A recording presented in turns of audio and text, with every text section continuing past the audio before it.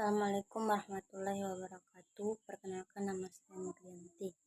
Baiklah, saya di sini akan menjelaskan tentang webinar ekosistem berketahanan iklim, ketahanan ekosistem, dan lanskap mangrove. Perubahan iklim mengacu pada perubahan jangka panjang dalam suhu pola cuaca. Pergeseran ini terjadi secara alami seperti melalui variasi siklus matahari. Namun sejak tahun 1800, aktivitas manusia telah menjadi penyebab utama perubahan iklim, terutama akibat pembakaran bahan bakar fosil seperti batu bara, minyak, dan gas. Nah, pembakaran bahan bakar fosil menghasilkan emisi gas rumah kaca yang bekerja seperti selimut yang memilit bumi, menghasilkan panas matahari dan menaikkan suhu. Nah, di sini contoh emisi gas rumah kaca yang menyebabkan perubahan iklim termasuk karbon dioksida dan metana. Berasal dari penggunaan bensin untuk menghindari mobil atau batu bara untuk memanaskan gedung. Misalnya, pembukaan lahan dan hutan juga dapat melepaskan karbon dioksida. Tempat pembuangan sampah merupakan sumber utama emisi metana. Energi, industri, transportasi, bangunan, pertanian, tata guna lahan termasuk di antara penghasilan emisi utama. Nah, konsentrasi gas rumah kaca berada pada level tertinggi dalam kurun waktu 2 juta tahun. Dan emisi terus meningkat. Akibatnya, bumi sekarang 1,1 derajat Celcius lebih hangat daripada di akhir tahun 1080-an. Dekade terakhir 2011 sampai 2020 adalah rekor terpanas. Nah, banyaknya orang berpikir perubahan iklim terutama berarti suhu yang lebih hangat. Tapi kenaikan suhu hanyalah awal dari mulainya perubahan iklim. Karena bumi adalah sebuah sistem di mana semua terhubung, perubahan di suatu era dapat mempengaruhi perubahan di semua era lainnya.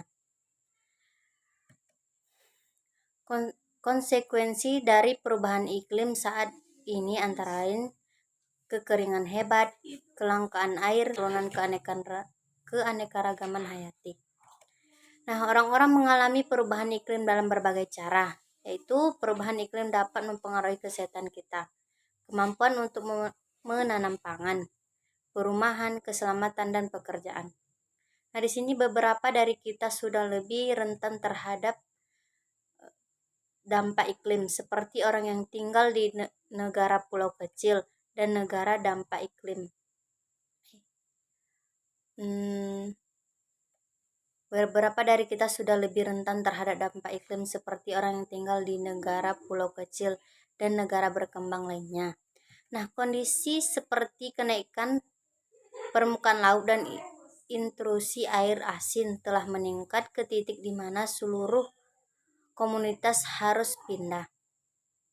Dan kekeringan ini yang berkepanjangan menempatkan orang pada risiko kelaparan. Di masa depan, jumlah pengungsi iklim diperkirakan akan meningkat. Nah, di sini ada pentingnya setiap peningkatan pemanasan global. Dalam laporan PBB tahun 2018, ribuan ilmuwan dan peninjauan pemerintah sepakat bahwa membatasi kenaikan suhu global tidak lebih dari 1,5 derajat Celcius akan membantu kita menghindari dampak iklim terburuk dan mempertahankan iklim yang layak huni.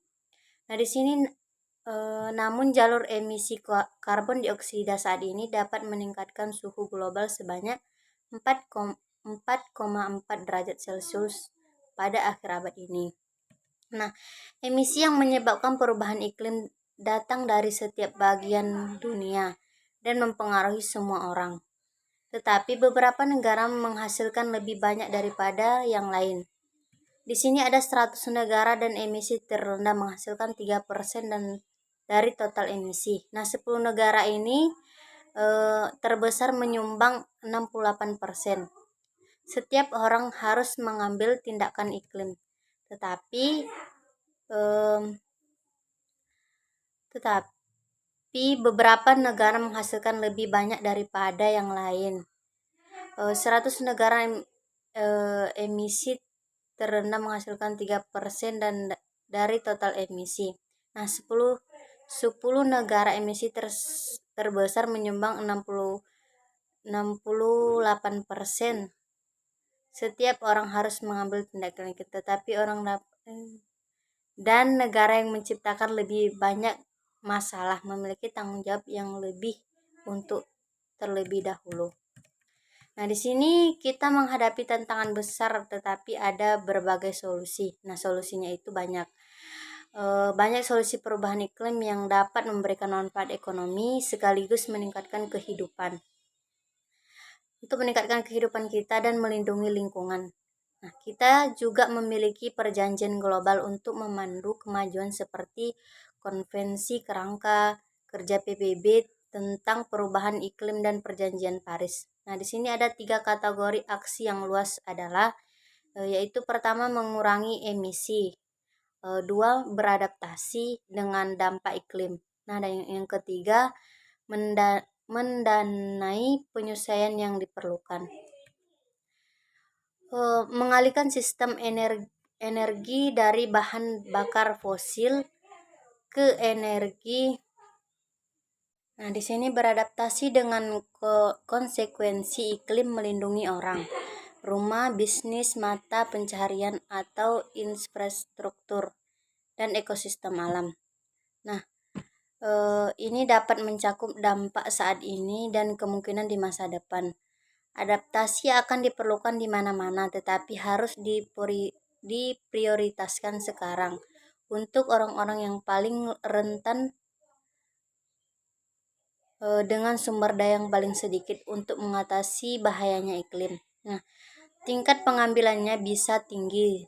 Sistem peringatan dini untuk bencana misalnya menyelamatkan nyawa dan harta benda dan dapat memberikan manfaat hingga 10 kali lipat dari biaya awal. Kita dapat membayar risikonya sekarang atau membayar mahal di masa depan. Aksi iklim membutuhkan investasi keuangan yang signifikan oleh pemerintah dan bisnis. Tetapi kelembanan iklim jauh lebih mahal. Salah satu langkah penting adalah bagi negara-negara industri untuk memenuhi komitmen mereka untuk menyediakan 100 miliar per tahun kepada negara-negara berkembang sehingga mereka dapat beradaptasi dan bergerak menuju ekonomi yang lebih hijau.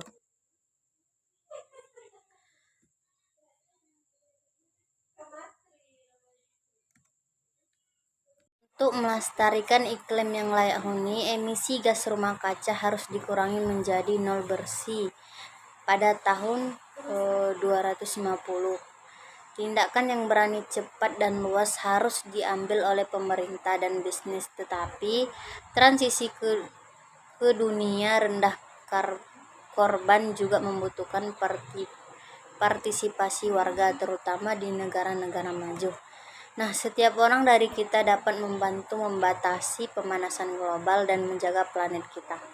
Dengan membuat pilihan yang memiliki efek kurang berbahaya terhadap lingkungan, kita dapat menjadi bagian dari solusi dan mempengaruhi perubahan. Nah, di sini ada 10 tindakan untuk membantu mengatasi krisis iklim. Nah, pertama itu ada tindakan individu.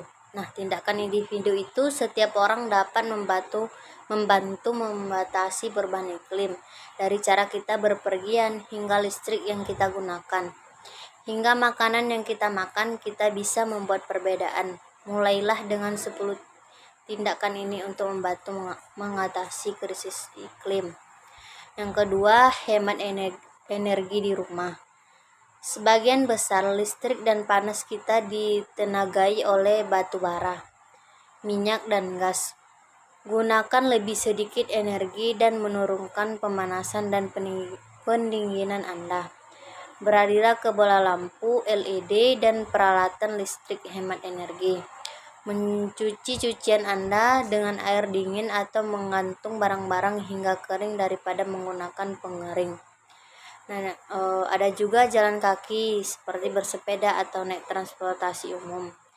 Jalan raya dunia tersumbat oleh kendaraan, kebanyakan dari mereka membakar solar atau bensin.